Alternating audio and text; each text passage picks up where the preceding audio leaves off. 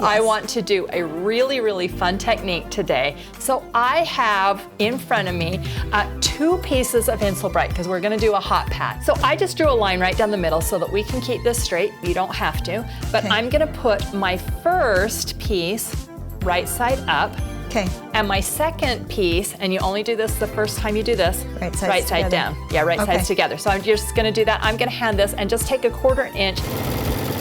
Now we're just gonna give it a really good finger press, and then we're gonna take the next one, and you're just gonna trim your edges off so that they're really nice and square. Once you have all this done, we're just gonna center this right here, and then once that is done, then we are just going to bind it and we are completely quilted. Oh, I love it.